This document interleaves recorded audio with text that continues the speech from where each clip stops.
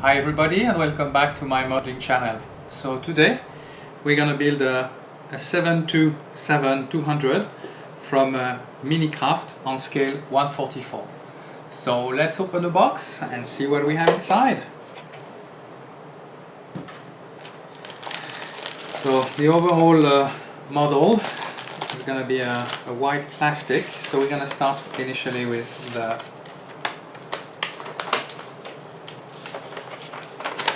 instruction sheet. So it comes from an old US Air Force model, so that's going to be the military version, but anyway, there is no difference with the civilian one.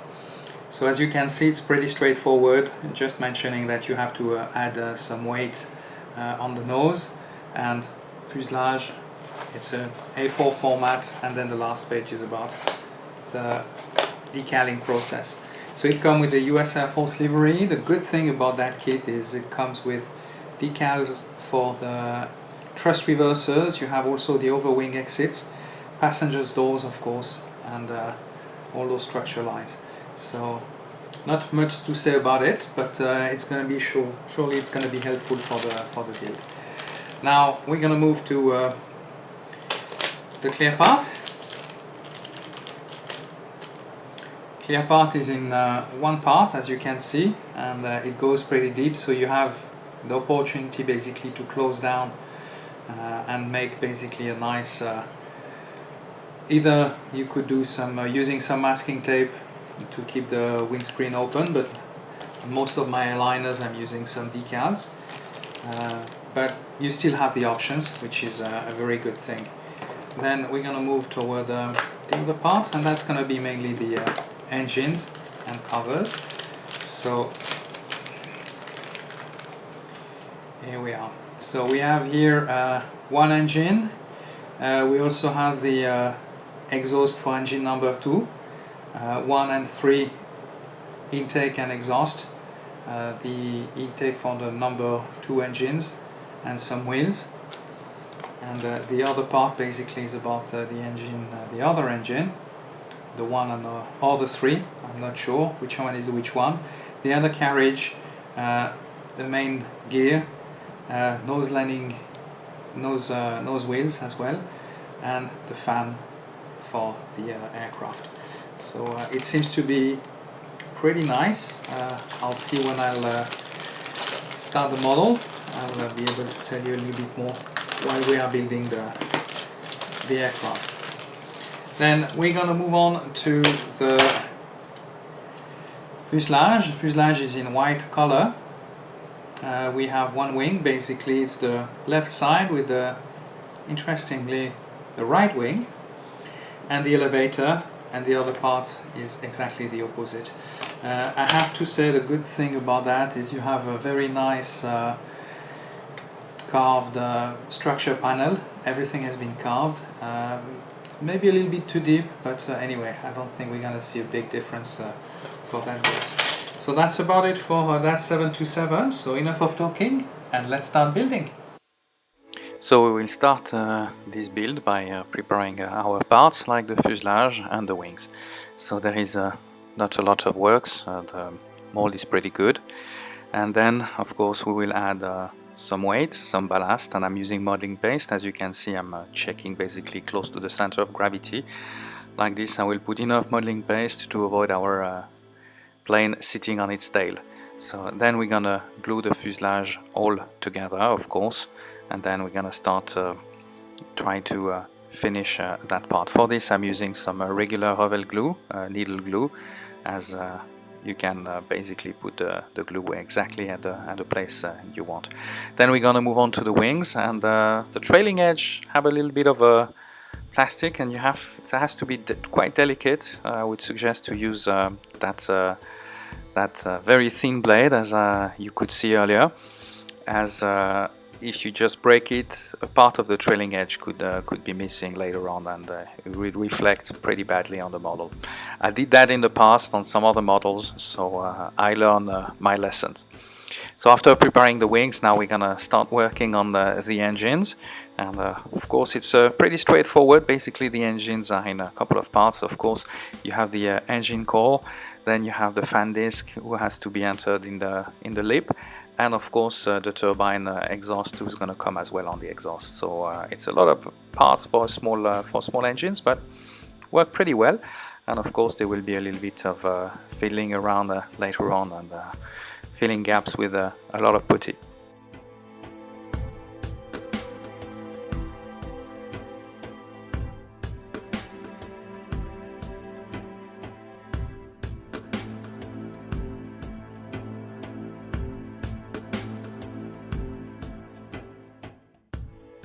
So we will fill all the gaps now on the wings and fuselage and engines using some grey Tamiya putty.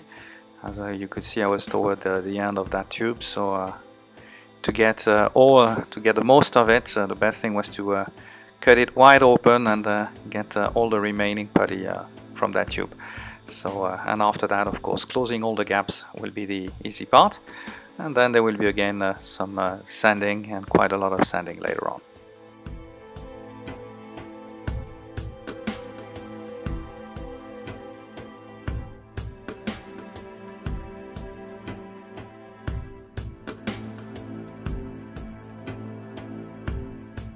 So we're now going to work on the exhaust of engine number 2, the central one, and then we're gonna add it on the tail of that 727, and then it's gonna be the time to work on basically the intake of that number 2. So a little bit of preparation, a bit of sanding on the part itself, and then we're gonna glue it, and then there will be also a little bit of a gap filling to be able to get the proper shape around. And of course, after waiting for the curing time, normally 8 hours to overnight sometimes, it's going to be the time to remove all that extra putty. So for this I'm using a different type of sandpaper. I'm normally using sometimes 600 and 400 or sometimes 800, but depending. This time was a 600 grit than a 400. I'm using some water sandpaper. That's been to avoid to having too much dust on my bench. At least that remain, I wouldn't say the word tidy, but it's less messy.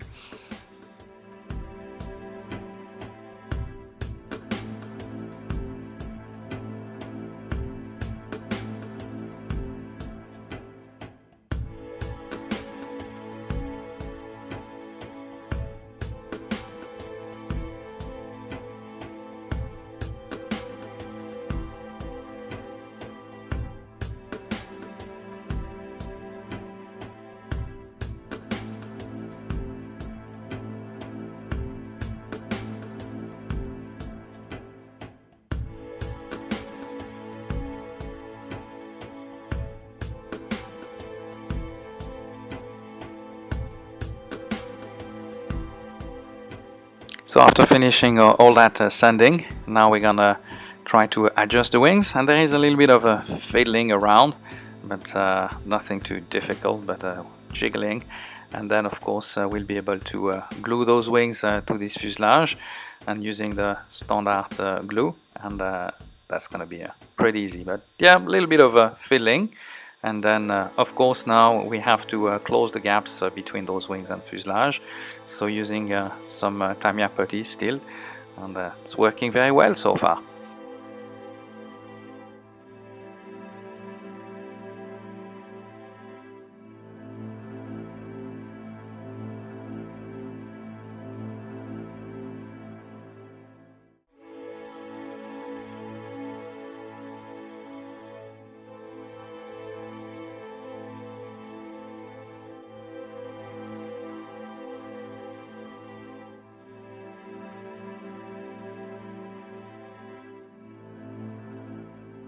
So after this, we're gonna start preparing the nose wheel bay.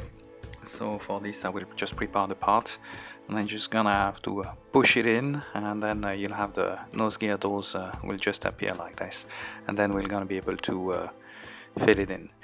Then we're gonna rescribe now all the panel lines on the engines initially, and for this initially I'm using always a razor blade saw. Then I'm using a rescribing tool, and this is because we have to initially draw a nice straight line, and then we're able to remove the extra plastic. And then of course we're gonna use a little bit of a thin sandpaper to have that all those edges to be smooth. Then we're gonna be able to also open the cowling or the engine main cover, and then of course finishing this. We're gonna do the same as well all around the fuselage, where we're gonna rescribe all the panel lines were blocked and filled with some putty.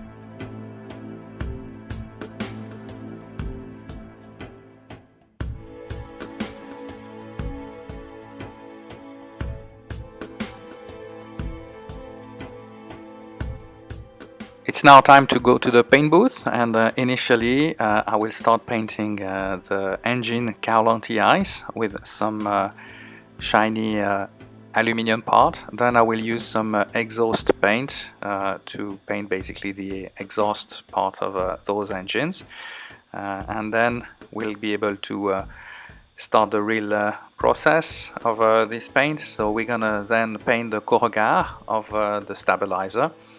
Corrugator, I use normally a mix of light gray color from Tamiya and some metallic color as well. Then we're gonna apply again this part and this corrugator color on basically the top part of the wings, on mainly the walkway. Then we're gonna use some other metallic paint, basically to a different tone, to paint our engines. Then we'll be able to start painting the leading edge of those stabilizer and the wings, as well as long as the engine cowl anti-ice for the number 2.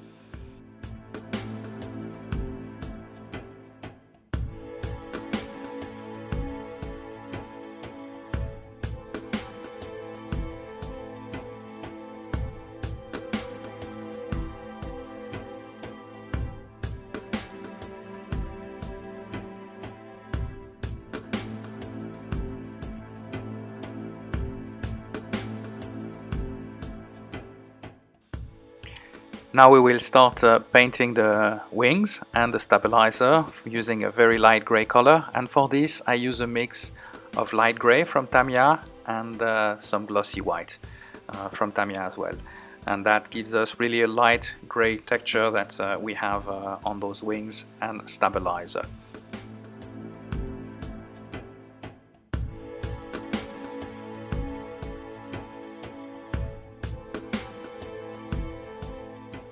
We will now start working on the engine pylon.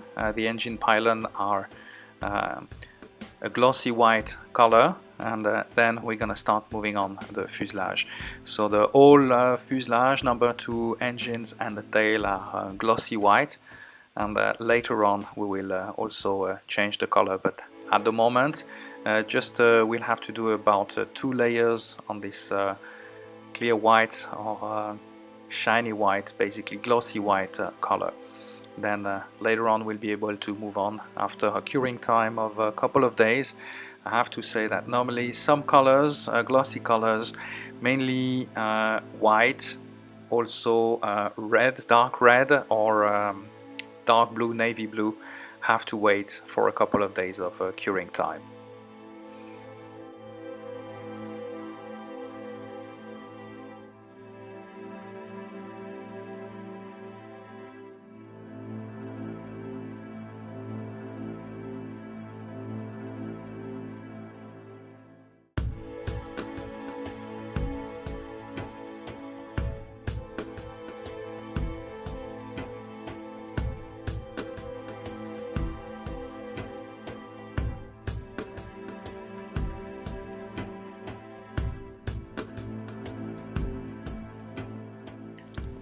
So after painting our fuselage, we're now going to start working on the undercarriage.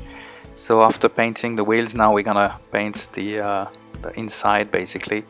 And then for this I will use like on the old 7.2 and older generation aircraft, those were metallic paint. I mean, they were directly metallic shapes and colors. And then of course I will use some dark iron for the brake unit of that undercarriage. We're now gonna start the decaling process, and for this basically what I did was I start using OK Decal. It's an Australian brand that I've been using in the past. Decals are very thin, but I have to say that you can't really use the passenger windows, the doors and the structure lines, as they are really not what I'm looking for. They are not as precise as the other ones you can get from other brand. But just to get the livery and the overall livery and the airline titles, it's what you need basically. So they were quite thin, but they didn't adhere really well to the surface, so I had to use some extra extra decal solution.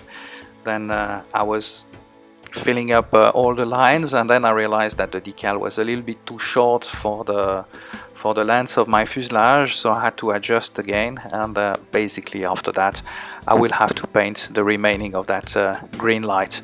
But that was an easy fix with my Tamiya kit colors, and of course I had to trim a little bit of trimming and adjustments basically on those decals.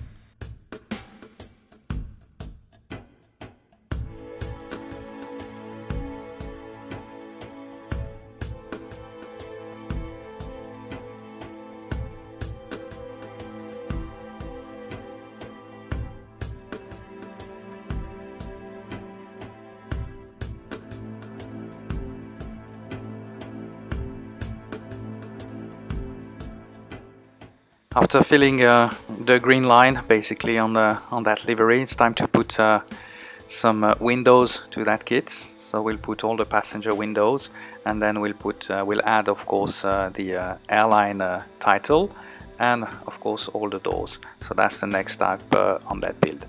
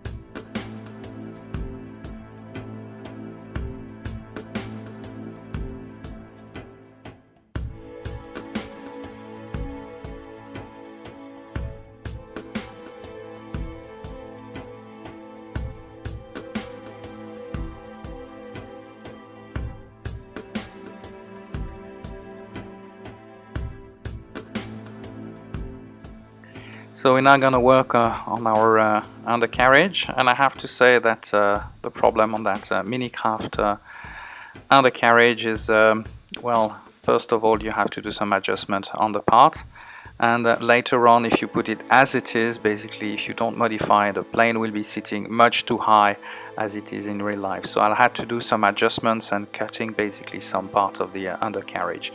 Then of course we're gonna fix it, reduce the length, and of course add it on the model itself, and then we'll be able to start the last part, basically the finishing up.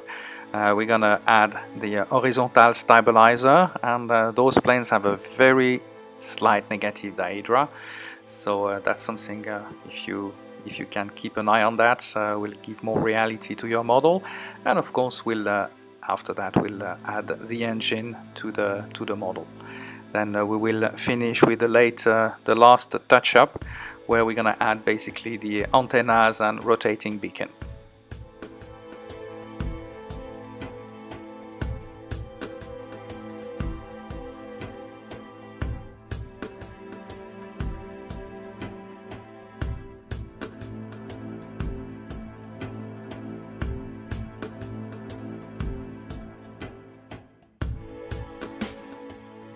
So this is the final result of that 727 from Australian. I hope you enjoy that build with me. If you did so, please give me a thumbs up, subscribe to my YouTube channel, and I will see you soon for another build review and another build video. Thank you for watching.